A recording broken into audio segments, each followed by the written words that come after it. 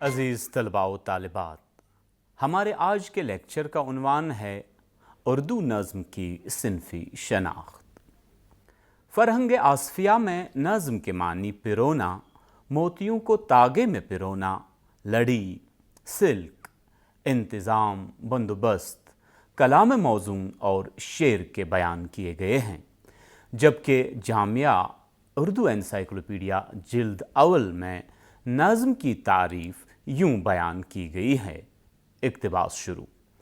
کسی خاص موضوع پر شاعر اپنے افکار و تاثرات جب مسلسل اشعار کی صورت میں ربط و تسلسل کے ساتھ پیش کرتا ہے تو اسے نظم کہتے ہیں۔ اقتباس ختم۔ جامع اللغات میں نظم کے معنی شعر، کلام موزون، چند شعروں کا مجموعہ جو ایک ہی مضمون پر ہوں بیان کیے گئے ہیں۔ ایسے استفسار سے معلوم ہوتا ہے کہ نظم کا مفہوم باعتبار لغت ضبط میں لانا ہے۔ اس کے مرادی معنی لڑی، سلک وغیرہ کے ہیں، جبکہ اس کا اصطلاحی مفہوم شعر مربوط کرنا یا شعر موزوں کرنا ہے۔ قدیم دور کی تمام اردو شاعری اصطلاحی مفہوم کے اعتبار سے نظم کے دائرے میں آتی ہے اور اس میں تمام اصناف سخن شامل کیے جا سکتے ہیں۔ غزلیں بھی اس میں شامل ہیں، چھوٹی یا بڑی مثنویاں بھی، قطعات بھی اور مرثیے بھی۔ مطلب یہ کہ جتنی متنوع شکلوں میں شعر بیان کیے گئے ہیں وہ سب نظم میں شامل ہیں۔ اس سے یہ اخذ ہوتا ہے کہ شاعرانہ تخلیق چاہے وہ کسی بھی صنف میں ہو، قدیم دور میں نظم ہی کہلائی جاتی تھی۔ لیکن قدیم دکنی دور پر جب ہم نظر ڈالتے ہیں تو معلوم ہوتا ہے کہ غزل کو چھوڑ کر باقی تمام اصناف سخن جیسے قصیدہ، مثنوی، مرثیہ، رباعی وغیرہ کو نظم کے نام سے ہی جانا جاتا تھا۔ اس دور کے شاعروں اور تذکرہ نویسوں نے برملا طور پر جہاں مثنوی، قصیدہ، مرثیہ یا رباعی کو نظم سے موسوم کیا ہے، وہیں کسی شاعر یا تذکرہ نویس نے غزل کو نظم سے تعبیر نہیں کیا ہے۔ آج کل نظم سے مراد شاعری کی وہ صنف ہے جس کے تمام اشعار مل کر کسی ایک واقعے، کیفیت یا تجربے کو بیان کرتے ہیں اور معنی کے اعتبار سے ایک دوسرے پر منحصر ہوتے ہیں۔ دوسرے الفاظ میں نظم کا ہر شعر مضمون کے اعتبار سے ایک مکمل اکائی نہیں ہوتا، بلکہ نظم کے اشعار ایک دوسرے کے ساتھ جڑ کر ایک موضوعاتی وحدت کا اندیا دیتے ہیں۔ نظم میں تسلسل اور ارتقاء کی خوبیاں پائی جاتی ہیں جن کی وجہ سے یہ غزل سے قطعی طور پر مختلف ہے۔ تسلسل سے یہ مراد ہے کہ پوری نظم میں ایک ہی بات، ایک ہی واقعہ، ایک قصہ یا ایک کیفیت کا بیان ہو۔ ارتقاء سے مطلب یہ ہے کہ نظم کا ہر شعر یا مصرع اس مرکزی خیال یا بنیادی کیفیت کے بیان کو آگے بڑھاتا ہو اور پوری کیفیت یا تصویر کا کوئی نہ کوئی اہم حصہ فراہم کرتا ہو۔ یہی دو باتیں نظم کی پہچان قرار پائی ہیں اور اسی اعتبار سے نظم غزل سے مختلف بھی ہے۔ اس طرح نظم کے کئی معنی نکلتے ہیں۔ پہلے معنی کی رو سے نثر سے الگ کر کے لفظ نظم استعمال کیا جاتا ہے، یعنی کلام موزون۔ دوسرے معنی کی رو سے نظم بحیثیت ایک صنف کے، یہاں نظم تمام اصناف شعر سے الگ ہو کر ایک صنف کی حیثیت اختیار کر لیتی ہے۔ نظم کو بحیثیت صنف سمجھنے کے لیے غزل سے اس کا مقابلہ کرنا ضروری بنتا ہے، کیونکہ نظم غزل کی اور غزل نظم کی ضد ہے۔ غزل کے سبھی شعر الگ الگ مضمون کے حامل ہوتے ہیں اور اپنی جگہ مکمل اکائی ہوتے ہیں، جبکہ نظم کا ہر مصرع ایک دوسرے سے مربوط ہوتا ہے اور ایک لڑی میں پرویا ہوا معلوم ہوتا ہے۔ اس سلسلے میں غالب کی غزل کے 2 اشعار ملاحظہ فرمائیں تاکہ ذہن نشین ہو جائے کہ غزل کا ہر شعر مکمل بھی ہوتا ہے اور ہر شعر الگ الگ مضمون کا حامل بھی ہوتا ہے۔ شعر کچھ یوں ہے: نقش فریادی ہے کس کی شوخی تحریر کا، کاغذی ہے پیرہن ہر پے کرے تصویر کا، کاوے کاوے سخت جانی ہائے تنہائی نہ پوچھ، صبح کرنا شام کا لانا ہے جوئے شیر کا۔ یہ دونوں اشعار اپنی جگہ مکمل ہیں اور معنی کے لیے ایک دوسرے کے محتاج نہیں۔ اب جوش ملی آبادی کی ایک مختصر نظم ملاحظہ فرمائیں جس کا عنوان ہے مجھے تیری نعمتوں کی خواہش نہیں، تاکہ ذہن نشین ہو جائے کہ نظم کا ہر شعر اپنی جگہ مکمل نہیں ہوتا، بلکہ سب شعر مل کر کوئی کیفیت بیان کرتے ہیں۔ نظم ملاحظہ کیجیے: بے تعلق ہوں دین و دنیا سے، حب ثروت نہ فکر جنت ہے، نہ مجھے شوق صبح آسائش، نہ مجھے ذوق شام عشرت ہے، نہ تو حور و قصور پر مائل، نہ تو ساقی و میں سے رغبت ہے، نہ تقاضائے منصب و جاگیر، نہ تمنائے شان و شوکت ہے، کچھ مجھے تیرے در سے مل جائے، کس منافق کو اس کی حسرت ہے، کیا کروں گا میں نعمتیں لے کر، میری ہر سانس ایک نعمت ہے، تجھ پر روشن ہے اے میرے مولا کہ میرے دل میں سوز وحدت ہے، تیرے انعام کی نہیں خواہش بلکہ مجھ کو تیری ضرورت ہے۔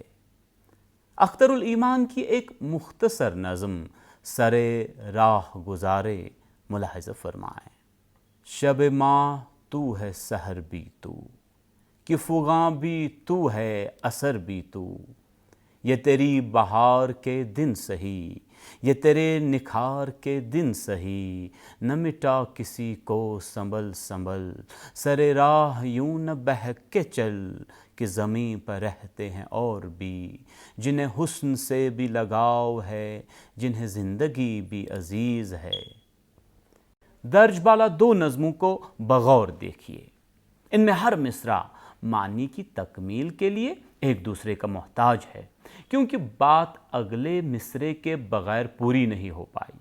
بات آہستہ آہستہ آگے بڑھتی ہے اور تکمیل موضوع تک پہنچتے پہنچتے اشعار بھی ختم ہوتے ہیں۔ نظم کے اسی اعجاز کو ارتقاء کہتے ہیں۔ نظم میں داخلی لہجہ بھی ہو سکتا ہے اور بیانیہ لہجہ بھی۔ اس میں علامتوں کا استعمال بھی کیا جا سکتا ہے اور علامتوں کے بغیر بھی نظم لکھی جا سکتی ہے۔ نظم کے لیے غزل کے جیسے موضوعات کی پابندی بھی ضروری نہیں ہے، جیسے عشقیات، صوفیانہ، اخلاقی یا سیاسی موضوعات۔ ڈاکٹر وزیر آغا نے نظم اور غزل کے فرق کو واضح کرنے کے لیے یہ مثال دی ہے کہ آپ ایک بھرے بازار سے گزرتے ہیں اور بازار کی گہما گہمی، اشیاء کی چکا چوند اور فراوانی کا مجموعی تصور جو ذہن پر نقش ہوتا ہے وہ غزل ہے، اور فرض کیجئے کہ آپ بازار میں آتے ہیں اور لپک کر ایک دکان میں گھس جاتے ہیں، پھر آپ دکان کی کوئی الماری کھلواتے ہیں، اس الماری میں سے ایک ڈبہ نکالتے ہیں اور پھر ڈبے میں سے کوئی چمکتا ہوا موتی نکال کر ہتھیلی پر رکھ لیتے ہیں اور اس کی چکا چوند حسن و نفاست میں کھو جاتے ہیں، تو یہ نظم کا عمل ہے۔ پروفیسر احتشام حسین نظم کے مفہوم کو اس طرح واضح کرتے ہیں۔ اقتباس شروع: نظم کا لفظ جب شاعری کی ایک مخصوص صنف کے لیے استعمال کیا جاتا ہے تو اس سے وہ نظمیں مقصود ہوتی ہیں جن کا کوئی حسین موضوع ہو اور جن میں بیانیہ، فلسفیانہ یا مفکرانہ انداز میں شاعر نے کچھ خارجی اور کچھ داخلی یا دونوں قسم کے اثرات پیش کیے ہوں۔ موضوع اور حیت کے اعتبار سے ان نظموں کو بہت سی شاخوں میں تقسیم کر سکتے ہیں، مثلاً موضوع اور بنیادی آہنگ کے لحاظ سے رومانی، سیاسی، اخلاقی، عشقیہ، مذہبی، ہجویہ، فلسفیانہ، مفکرانہ، منظری، بیانیہ وغیرہ، جبکہ حیت اور ظاہری ساخت کے لحاظ سے بشکل مثنوی، بشکل غزل، مثلث، مربع، مخمس، مسدس، مسمن، مسمت، ترکیب بند، ترجیب بند وغیرہ، مکفّہ، مستزاد، آزاد نظم گیتوں کی مختلف شکلوں میں دیکھ سکتے ہیں۔ یہ سب چاہے ان میں مخصوص قسم کا تعمیری حسن ہو یا اس سے مبرہ ہوں، نظموں کے دائرے میں آ جائیں گے۔ اقتباس ختم۔ نظم کا باقاعدہ رواج 1874 عیسوی میں منعقد مشاعرے میں ہوا، جس کا انعقاد انجمن پنجاب نے لاہور میں کیا تھا، جس میں مخصوص موضوع پر نظمیں کہنے اور لکھنے کی ترغیب دی گئی۔ نظم کی اصطلاح اسی مشاعرے سے رائج ہوئی، لیکن باور کیا جاتا ہے کہ اردو میں ایک موضوع والی شاعری پہلے ہی سے موجود تھی۔ اس کی مختلف شکلیں زیادہ تر یا تو نفس مضمون کی بدولت طے پائی تھیں یا پھر ساخت اور بناوٹ کے اعتبار سے۔ آئیے اب اردو نظم کی مختلف حیتوں پر چند باتیں کریں۔ اردو شاعری پر فارسی شاعری کے اثرات نمایاں ہیں، یا یوں کہیے کہ اردو شعر و ادب کی پرورش فارسی علماء، دانشوروں اور شاعروں کے زیر سایہ ہوئی ہے۔ یہی وجہ ہے کہ اردو شاعری نے من و عن کئی فارسی حیتوں کو قبول کیا اور یہ حیتیں اب اردو ہی کی حیتیں تصور کی جاتی ہیں۔ آنے والی سطور میں ان حیتوں کے بارے میں ہم اختصار کے ساتھ روشنی ڈالنے کی سعی کریں گے۔ پہلے چند باتیں پابند نظم کے حوالے سے۔ پابند نظم سے مراد وہ نظم ہے جس میں ردیف اور قافیہ کے علاوہ بحر کے مقررہ اوزان کی پابندی کی جاتی ہے، اس لیے اسے مقفع نظم بھی کہتے ہیں۔ اس نظم میں موضوعات کی قید نہیں اور نہ ہی اشعار کی تعداد کی کوئی قید ہے۔ پابند نظم میں شاعر کسی بھی موضوع پر جتنے بھی اشعار چاہے بیان کر سکتا ہے۔ یاد رکھنے کی بات ہے کہ اردو شاعری کا وافر حصہ پابند نظموں پر مشتمل ہے۔ اردو شاعری کے آغاز سے لے کر آج تک تمام شاعروں نے اس صنف سخن میں طبع آزمائی کی ہے، اور اس طرح پابند نظم نگاری کو فروغ دینے میں ہر شاعر نے اپنا رول نبھایا ہے۔ دور جدید میں آزاد اور معرہ نظم کے چلن کے باوجود بڑا حصہ پابند نظم کا ہی ہے۔ جوش ملی آبادی کی ایک پابند نظم کو یہاں مثال کی خاطر آپ کے سامنے بیان کیا جاتا ہے۔ نظم کا عنوان ہے گاتی ہوئی راتیں۔ ملاحظہ کیجیے۔ چھاؤں میں تاروں کی ملتی ہے مجھے گاتی ہوئی، راہیں کھیتوں کے کنارے پیچ و خم کھاتی ہوئی، کوہ صحرا کو سناتی ہے حدیث رنگ و بو، پتلی پتلی ٹہنیوں پر کمریاں گاتی ہوئی، اوس میں ڈوبی ہوئی چلتی ہے متوالی ہوا، کنج میں چھپتی ہوئی گنچوں کو چٹکاتی ہوئی، پھوٹتی ہے عشوۂ ترکان سے پہلی کرن، نبض خار و خصم خونے گرم دوڑاتی ہوئی، چرخ سے آتی ہے رہ رہ کر صدا روشن نگاہ، خواب سے اٹھتی ہیں کلیاں ناز فرماتی ہوئی، پھوٹتی ہیں یوں کرن جیسے کوئی کمسن عروس آ رہی ہو کھیلتی کنگن سے شرماتی ہوئی۔ علامہ اقبال کی نظم لالۂ صحرا کے چند اشعار بھی ملاحظہ فرمائیں تاکہ اندازہ ہو سکے کہ کس طرح پابند نظم میں ایک ہی وزن اور قافیے کی پابندی کی جاتی ہے۔ شعر ملاحظہ فرمائیں۔ یہ گنبد مینائی یہ عالم تنہائی، مجھ کو تو ڈراتی ہے اس دشت کی پہنائی، بھٹکا ہوا راہی میں بھٹکا ہوا راہی تو، منزل ہے کہاں تیری اے لالۂ صحرائی، تو شاخ سے کیوں پھوٹا میں شاخ سے کیوں ٹوٹا، ایک جذبہ پیدائی ایک لذت یکتائی۔ آئیے اب نظم کی دوسری قسم مثنوی کے بارے میں چند باتیں کرتے ہیں۔ مثنوی کے لغوی معنی دو جز والی چیز کے ہیں۔ شعری اصطلاح میں ایسی نظم کو مثنوی کہتے ہیں جس کے اشعار ہم وزن ہوں، لیکن قافیہ اور ردیف کے اعتبار سے ایک دوسرے سے الگ اور جدا ہوں۔ معنوی لحاظ سے مثنوی کے اشعار ایک دوسرے سے مربوط ہوتے ہیں۔ مثنوی میں عام طور پر کوئی نہ کوئی واقعہ یا قصہ یا کوئی صوفیانہ خیال یا مناظر قدرت کا بیان یا کوئی سیاسی یا معاشرتی معاملہ نظم کیا جاتا ہے۔ مثنوی کے اشعار کی تعداد معین نہیں ہے۔ اردو کی بہترین مثنویوں میں میر کی دریائے عشق، میر حسن کی سحر البیان، دیا شنکر نسیم کی گلزار نسیم اور نواب مرزا شوق کی زہر عشق ہے۔ میر حسن کی مثنوی سحر البیان کے چند اشعار ملاحظہ فرمائیں۔ کسی شہر میں تھا کوئی بادشاہ کہ وہ تھا شہنشاہ گیتی پناہ، کسی طرح کا وہ نہ رکھتا تھا غم، مگر ایک اولاد کا تھا علم، اسی بات کا اس کے دل پا تھا داغ، نہ رکھتا تھا وہ اپنے گھر کا چراغ۔ وزیروں کو ایک روز اس نے بلایا، جو کچھ دل کا احوال تھا سو کہہ گیا، کہ میں کیا کروں یہ مال و متاع، فقیروں کا ہے میرے دل کا خیال، فقیر اب نہ کہوں تو کروں کیا علاج، نہ پیدا ہوا وارث تخت و تاج، جوانی تو میری گئی اب گزر، نمودار پیری ہوئی سر بسر، بہت ملک پر جان کھویا کیا، بہت فکر دنیا میں رویا کیا، وزیروں نے کی عرض اے آفتاب، نہ ہو تجھ کو ذرہ کبھی اضطراب، مگر ہاں یہ اولاد کا ہے جو غم، سو اس کا تردد بھی کرتے ہیں ہم، عجب کیا کہ ہوئے تمہارے خلف، کرو تم نہ اپنی اوقات تلف۔ آئیے اب چند باتیں ربائی کے تعلق سے کریں۔ عربی زبان میں ربع 4 کو کہا جاتا ہے۔ شعری اصطلاح کے لحاظ سے ربائی وہ نظم ہے جس میں 4 مصرعے ہوں۔ فکر و خیال کے اعتبار سے ربائی ایک مکمل مضمون ادا کرنے کی متحمل ہوتی ہے۔ عموماً ربائی کا پہلا، دوسرا اور چوتھا مصرع ہم قافیہ ہوتے ہیں، جبکہ تیسرا مصرع ہم قافیہ نہیں ہوتا۔ کئی ربائیوں کے 4 مصرعے ہم قافیہ ہوتے ہیں، البتہ ہر حال میں ربائی کا چوتھا مصرع باقی 3 مصرعوں کا ماحصل یا نچوڑ ہوتا ہے۔ شعراء ربائی میں اخلاقی اور مذہبی مضامین زیادہ تر نظم کرتے ہیں۔ ربائی کو 2 بیتی یا ترانہ بھی کہتے ہیں۔ ملاحظہ فرمائیے چند ربائیاں۔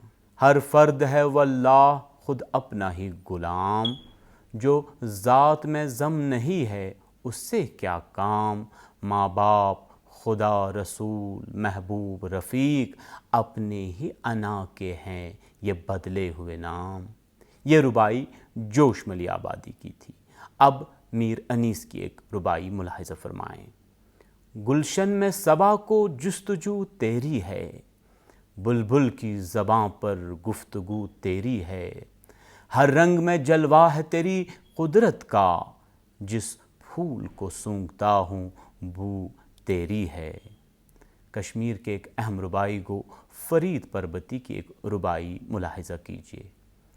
پاؤں پاؤں یہاں پہ چلتا ہوں کبھی، میں طور طریقہ بھی بدلتا ہوں کبھی، رہتا ہوں کھڑا چٹان بن کر اکثر، اور شمع کی صورت میں پگھلتا ہوں کبھی۔ آئیے چند باتیں قطع کے تعلق سے کریں۔ قطع کے لغوی معنی ٹکڑے کے ہیں، جبکہ شعری اصطلاح میں قطع اس نظم کو کہا جاتا ہے جس میں ایک خیال یا واقعہ 2 یا 2 سے زیادہ اشعار میں نظم کیا جائے۔ اس کے تمام اشعار پہلے شعر کے دوسرے مصرعے سے ہم قافیہ ہوتے ہیں۔ قطع میں ایک ہی مضمون یا موضوع ہوتا ہے اور جو نظم کی طرح مسلسل ہوتا ہے۔ ملاحظہ فرمائیں فیض احمد فیض کا یہ قطع۔ متاع لوح و قلم چھن گئی تو کیا غم ہے، کہ خون دل میں ڈبو لی ہیں انگلیاں میں نے، زباں پہ مہر بھی کر دی تو کیا کہ رکھ دی ہے، ہر ایک حلقے زنجیر میں زباں میں نے۔ آئیے اب چند باتیں مسمت کے بارے میں کریں۔ مسمت عربی زبان کا لفظ ہے جس کے معنی پرونا کے ہیں۔ اس طرح یہ بھی نظم ہے۔ اس کی مختلف قسمیں بندوں کے اشعار کی تعداد کی وجہ سے مقرر کی گئی ہیں، اور وہ قسمیں کچھ یوں ہیں: مثلث 3 مصرعوں کا بند، مربع 4 مصرعوں کا بند، مخمس 5 مصرعوں کا بند، مسدس 6 مصرعوں کا بند، مصبع 7 مصرعوں کا بند، مسمن 8 مصرعوں کا بند، مقصع 9 مصرعوں کا بند، اور معشر 10 مصرعوں پر مشتمل بند۔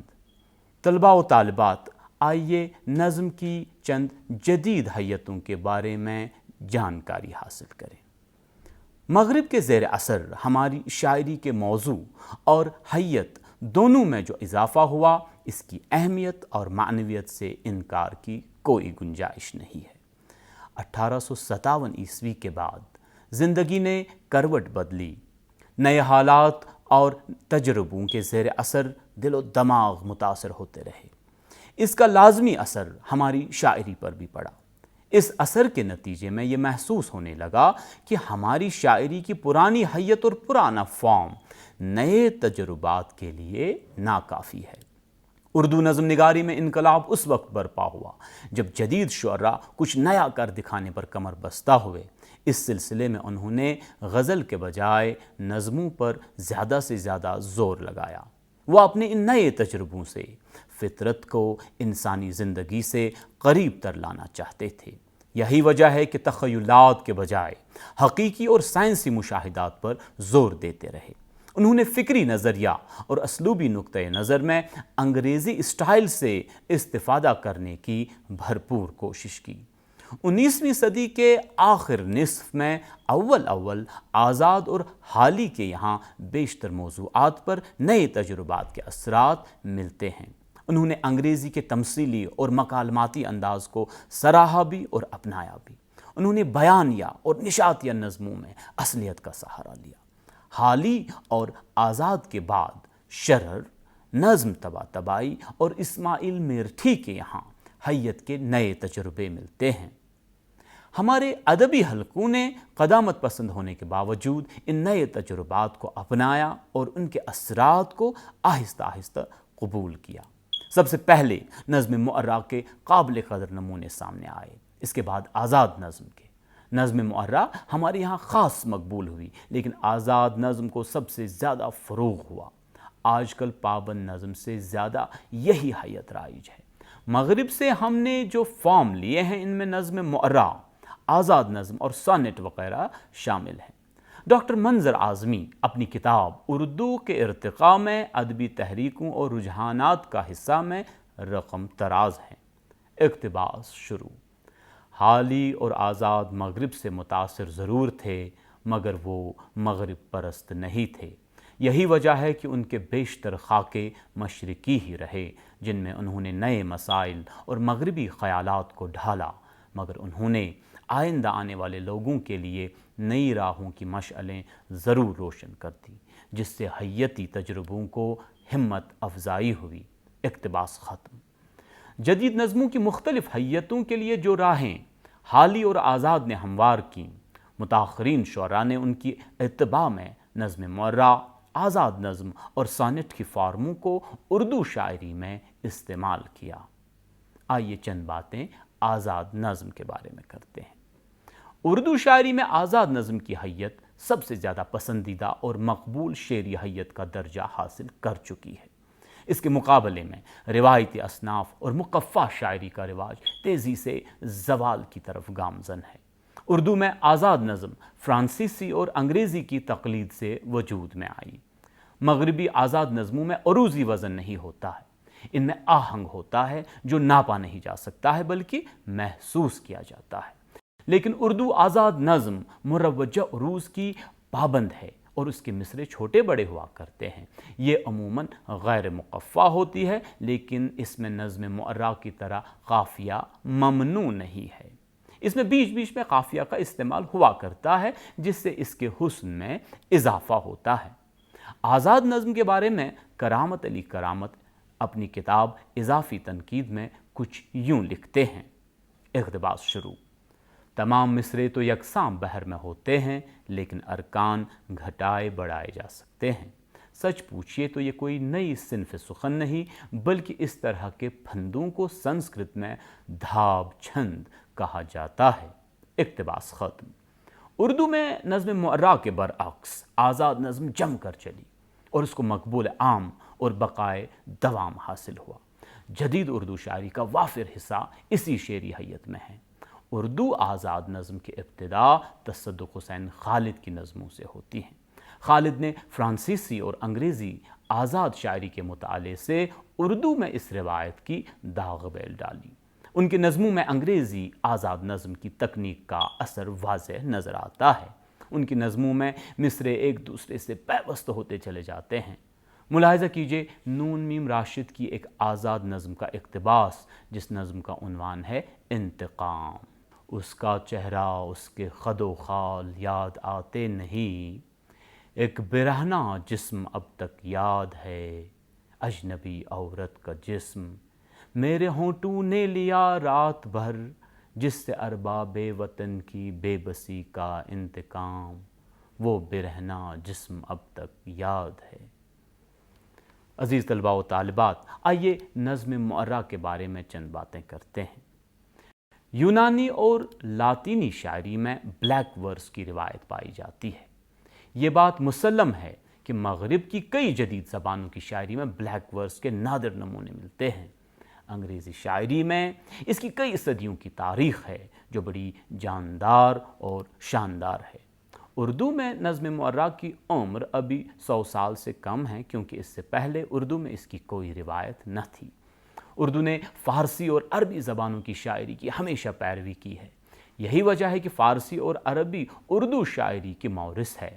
ان دونوں زبانوں میں نظم معرہ کی کوئی روایت ثابت نہیں ہوتی۔ یہ بات ذہن میں رکھنے کے قابل ہے کہ تمام مشرقی زبانیں زمانے قدیم سے مقفع شاعری ہی کی دل دادہ رہی ہیں۔ ان زبانوں میں بھی نظم معرہ کی کوئی روایت ثابت نہیں ہے۔ اصل میں اردو نظم معرہ بھی انگریزی ادب ہی کی دین ہے۔ انگریزی میں اس حیت کا نام بلیک ورس ہے۔ پہلے اردو میں اسے نظم غیر مقفع کہا گیا، لیکن بعد میں مولوی عبدالحق نے اسے نظم معرہ کا نام دیا۔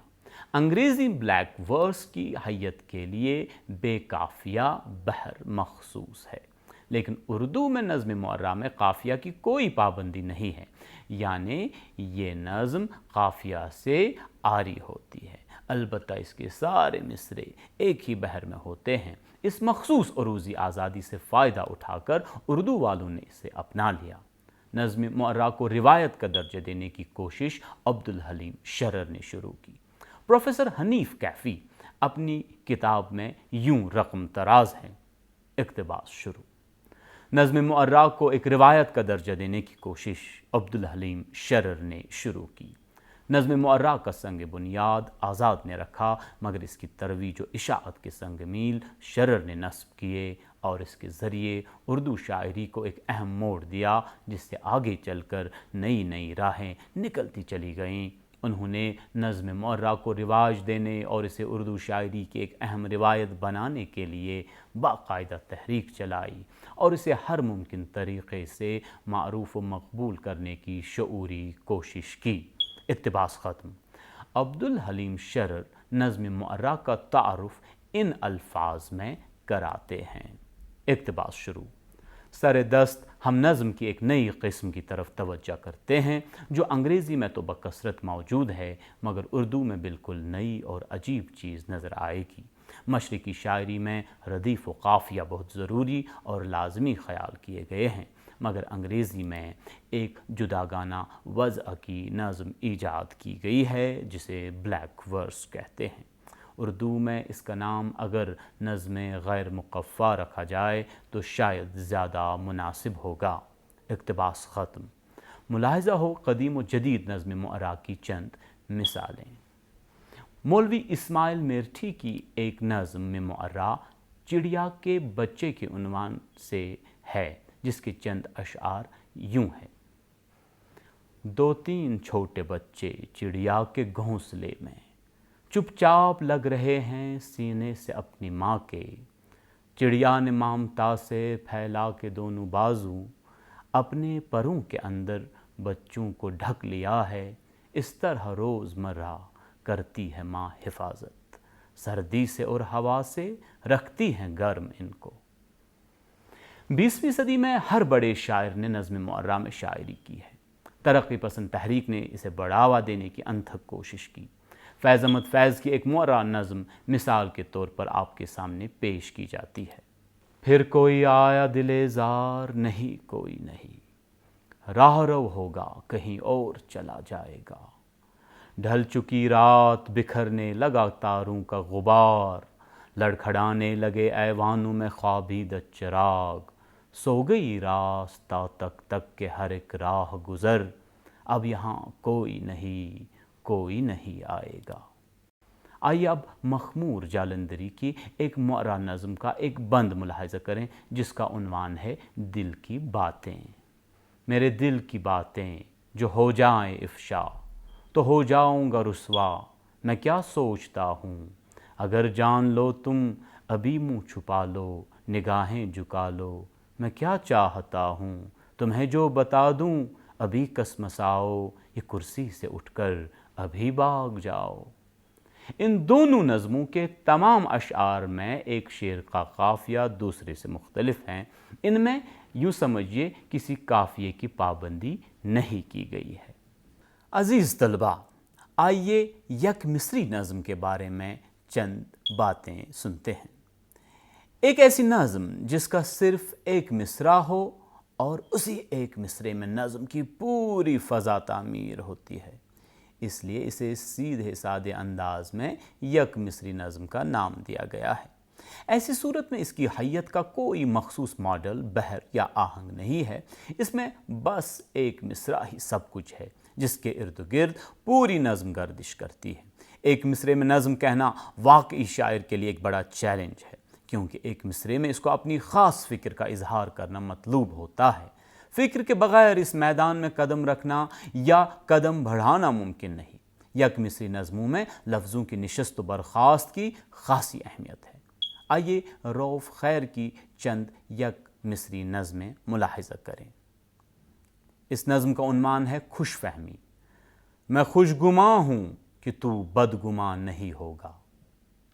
ایک اور نظم کا عنوان ہے بھری گود۔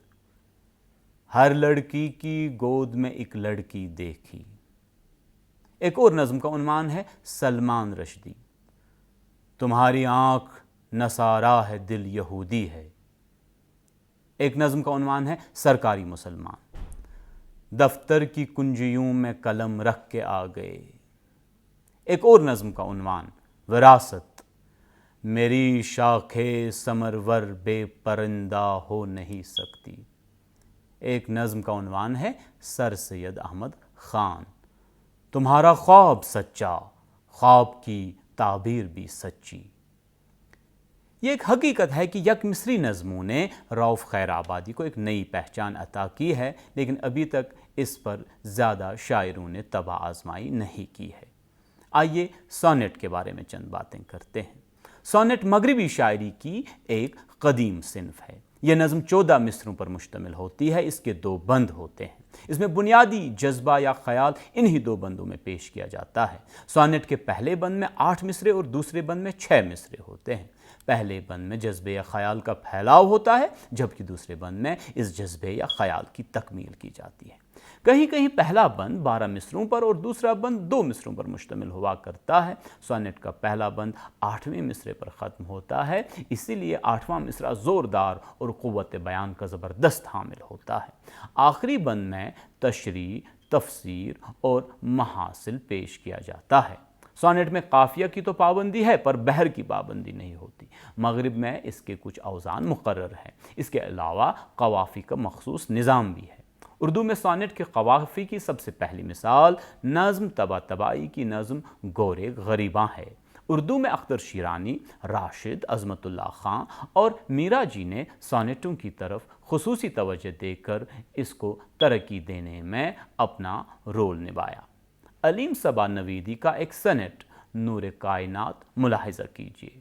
جسم و جان کے سب رشتے ہر طرف تھے پستی میں، دامن نگاہ و دل داغدار تھے ہر سو، آرزو کے پیراہن تار تار تھے ہر سو، زندگی کی عریانی ہر کہیں تھی مستی میں، بے لباس دنیا کی سربلند قسمت تھی، بے حیائی جسموں کی ہم سفر تھی چاروں اور، عیش کی فضا میلی جلوہ گر تھی چاروں اور، نقش گر تباہی کی ایک سلگتی جنت تھی، آسمانی سینے سے نیکیاں اترتی آئیں، پاک ہو گئے رشتے بھاگ ہو گئے روشن، دفن ہو گئی ظلمت بیوہ ہو گئی الجھن، دور تک فضاؤں میں آیتیں نظر آئیں، آیتوں سے نورانی آئینہ چمک اٹھا، روئے رحمت عالم چار سو مہک اٹھا۔ اس نظم کی کامیابی اس بات پر منحصر ہے کہ مصروں کا دہراؤ یا اعادہ فطری ہو اور جو ناگزیر لگے۔ اس طرح اعادہ سے نفس کی تشریح ہوتی ہے۔ یہ ترتیب کچھ ایسی ہوتی ہے: الف بے الف الف الف بے الف بے۔ اردو زبان میں یہ وسعت ہے کہ وہ کسی بھی ترقی یافتہ زبان سے متاثر ہوتی ہے اور اس زبان کی کسی بھی فارم کو مقبول کرنے کی متحمل ہے۔ ملاحظہ ہو رؤف خیر کا یہ ترائلہ جس کا عنوان ہے رشوت: آتا ہے رہ رہ کے چہرے کا خیال، مچھلیاں ہفتہ سمندر بے کنار، خشک لب آنکھوں میں ایک جلتا سوال، آتا ہے رہ رہ کے چہرے کا خیال، دست خالی میں لکھا ہے گھر کا حال، دم بدم ہو درمیان نور و نار، آتا ہے رہ رہ کے چہرے کا خیال، مچھلیاں ہفتہ سمندر بے کنار۔ رؤف خیر کے اس ترائلے میں مصروں کا اعادہ فطری اور اس اعادے سے نفس مضمون کی تشریح بھی ہوتی ہے اور تفسیر بھی۔ آئیے اب چند باتیں ہائیکو کے تعلق سے کرتے ہیں۔ ہائیکو جس کا اردو میں پچھلے 20-25 سال سے خاصا چرچا ہے، جاپان کا عطیہ ہے۔ جاپان کے مقبول ترین اصناف سخن میں ہائیکو کو گردانا جاتا ہے۔ جاپان کے ہر بڑے شاعر نے اس صنف سخن میں طبع آزمائی فرمائی ہے۔ پچھلے تقریباً 100 سال سے جاپانی زبان میں ہائیکو لکھنے کا رواج ہو چلا ہے۔ اس کی مقبولیت کا راز دراصل اس کی حیت کا اختصار اور کچھ موضوعاتی اختصار ہے۔ اختصار جاپانیوں کی افتاد طبع کا ایک حصہ بن گیا ہے۔ طوالت سے اجتناب ان کی سرشت میں داخل ہے۔ کم بولوں پر مشتمل ہائیکو اسی اختصار کی وجہ سے ان کی محبوب ترین صنف سخن ہے۔ ہائیکو ان کے مزاج اور مذاق کے عین مطابق ہے۔ صنف ہائیکو میں مناظر قدرت کی بہترین انداز میں عکاسی ہوتی ہے۔ اس میں ہر منظر اور ہر موسم کا تذکرہ بڑے بلیغ اور دلکش انداز میں ہوتا ہے۔ لہٰذا ہائیکو جاپانوی کی طبعی دلچسپی کے حامل صنف سخن ہے۔ زندگی کے جمالیاتی پہلوؤں کی عکاسی بھی کرتے ہیں۔ الغرض صنف ہائیکو کا اختصار جاپان میں اس کی مقبولیت کا ضامن ہے۔ ہائیکو 3 مصروں پر مشتمل ایک مختصر نظم ہے۔ یہ پوری نظم 17 صوتی آہنگوں پر مشتمل ہوتی ہے۔ اس کے پہلے مصرے میں 5، دوسرے مصرے میں 7 اور تیسرے مصرے میں 5 صوتی آہنگ ہوتے ہیں۔ پہلا اور تیسرا مصرع برابر اور دوسرا مصرع صوتی آہنگ کی نسبت سے بڑا ہوتا ہے۔ ہائیکو حیت اور موضوع کے لحاظ سے خاص شرائط کی پابند ہے۔ یہ شرائط اردو دان کے لیے بہت کڑی ثابت ہوتی ہے۔ جاپان کی ہر فصل بہار اور ہر منظر جنون آثار ہوتا ہے، جبکہ ہمارے یہاں کا ایک آدھ موسم وہ بھی خاص دنوں اور خاص علاقوں میں خاص آدمیوں کے لیے لطف اندوزی کا وسیلہ ہوتا ہے۔ یہی وجہ ہے کہ اردو شعراء کے لیے ہائیکو کو اس کے جملہ شرائط و لوازم کے ساتھ اپنانا مشکل ہے۔ اردو شعراء نے موضوع کی تنگی اور مشکلی کے باوجود اس صنف کو کسی نہ کسی طرح کشادہ اور آسان بنایا، اور ہائیکو کے اشعار میں رومان پرور خیالات اور عاشقانہ جذبات کا اظہار ہی نہیں کیا، بلکہ استعارات کے پردے میں سیاسی اور سماجی زندگی کی نہایت معنی خیز اور دلکش انداز میں ترجمانی بھی کی ہے۔ موضوع کے اعتبار سے ہائیکو کا تعلق عام طور پر مناظر قدرت اور موسموں کی خوشگواری اور رومانی طبیعتوں کی جمال پرستانہ امنگوں پر ہوتا ہے۔ اردو شعراء نے جس حد تک نظم معرہ، آزاد نظم، سونیٹ، ترائلے وغیرہ کے شرائط کو پورا کیا ہے، اسی طرح انہیں ہائیکو کی بنیادی شرائط کو کسی نہ کسی حد تک پورا کرنا ناگزیر ہے۔ بعض شعراء نے مکررہ صوتی آہنگ میں خوبصورت ہائیکو تخلیق کیے اور تحسین حاصل کرتے رہے ہیں۔ عزیز طلباء، لیجئے چند ہائیکو ملاحظہ کیجئے۔ سحر انصاری کا ہائیکو: جھرنا بہتا ہے پتھر سے اپنی بپتا کہتا رہتا ہے۔ آفتاب مزدر کا ہائیکو: حال ہے ایک جنجال لیکن جال کے مسکن میں مکڑی ہے خوشحال۔ رضی حیدر کا ہائیکو: کس نے دیکھا سارے رستے روشن تھے سورج اندھا تھا۔ سلیم کوثر کا ایک ہائیکو بھی ملاحظہ کیجیے، اس کا نام لکھو جس کے نام کی برکت ہی زندہ رکھتی ہے۔ اور یہ آخری ہائیکو محسن بھوپالی کا، آتے جاتے دن جب سے نظریں پھیری ہیں صحرا میں تجھ بن۔ آئیے اب چند باتیں نثری نظم کے تعلق سے کرتے ہیں۔ اس میں شک نہیں ہے کہ بڑی حد تک انسانی زندگی میں شاعری ہی مذہبی عقائد، اخلاقی تعلیمات، تاریخی واقعات اور زندگی کے تمام موضوعات کے اظہار کا وسیلہ بنی رہی۔ انفرادی احساسات اور جذبات کے لیے بھی شاعری ہی سے کام لیا جاتا رہا۔ پند و نصائح اور قصہ کہانیوں کو منظوم کر کے بیان کیا جاتا رہا۔ اس طرح عربی اور فارسی زبان و ادب کے زیر اثر اردو میں مثنوی، قصیدہ، مرثیہ، حمد و نعت، رباعیات، نظم اور غزل جیسی اصناف مروج ہوئی۔ ہندی ادب کے زیر اثر اردو میں دوہے، گیت، لوریاں، بارہ ماسے وغیرہ جیسی اصنافیں پروان چڑھی۔ پھر فرانسیسی اور انگریزی ادب کے اثرات نے نئے نئے شعری پیکروں اور نئی نئی شعری حیتوں سے اردو ادب کو روشناس کرایا۔ نظم معرہ، آزاد نظم، سونیٹ اور ترائل وغیرہ بھی اردو میں عام ہوتے گئے۔ 3 مصروں والی جاپانی نظم ہائیکو نے بھی پچھلے 20-25 سالوں سے اردو ادب میں خوب رنگ جما لیا۔ اب عالمی سطح پر نئی جدتوں اور نئے رجحانات کے زیر اثر نثری نظم کی تخلیق کے سوتے پھوٹ رہے ہیں۔ یہ نثری نظم صرف اردو یا صرف ہندوستان ہی کے لیے مخصوص نہیں ہے، بلکہ یہ ادب دنیا کی سبھی زبانوں میں مروج اور مقبول ہے۔ نثری نظم میں فکر و احساس کی شدت کی جو گہرائی اور وسعت، جو روانی اور فراوانی، معنویت کی جو وسیع پرتیں اور جہتیں پائی جاتی ہیں، انہیں مقررہ اور بندے ٹکے روایتی سانچوں میں شاید ڈھالا نہیں جا سکتا۔ اگر ان کو روایتی سانچوں میں ڈھالا جائے تو ان کی ادبی قدر و قیمت باقی نہیں رہے گی۔ راست، بھرپور اور مؤثر اظہار کے لیے نثری نظم ایک بہترین اور ناگزیر سانچہ ہے۔ نثری نظم اب نئے تخلیقی سفر، نئے تخلیقی وجدان اور نئے تخلیقی اظہار سے مربوط ایک ایسی شعری حقیقت ہے جس سے اردو شاعری کا مستقبل وابستہ ہے۔ گوپی چند نارنگ نثری نظم کے بارے میں اپنی باوزن رائے کا اظہار ان الفاظ میں کرتے ہیں۔ اقتباس شروع۔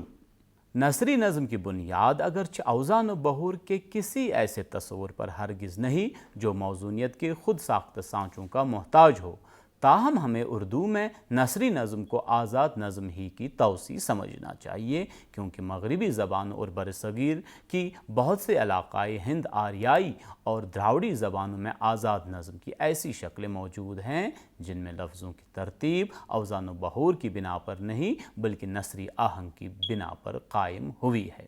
اقتباس ختم۔ نثری نظم روایتی ردیف، قافیہ، وزن اور بحر سے آزاد ہوتی ہے، تاہم اس کا اپنا ایک اندرونی آہنگ ہوتا ہے جو لہجے کے اتار چڑھاؤ سے ظاہر ہوتا ہے۔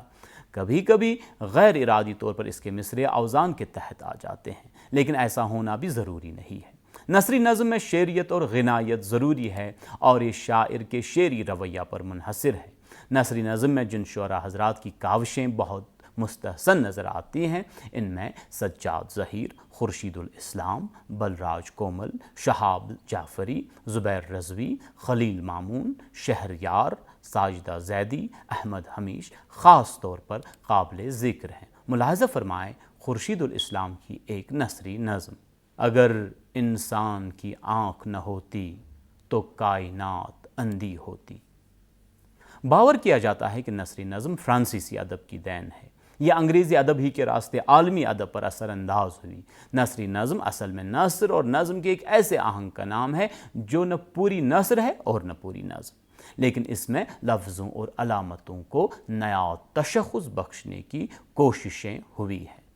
عزیز طلباء و طالبات، مجھے امید ہے کہ آج کے لیکچر سے آپ نے کماحقوع فائدہ حاصل کیا ہوگا۔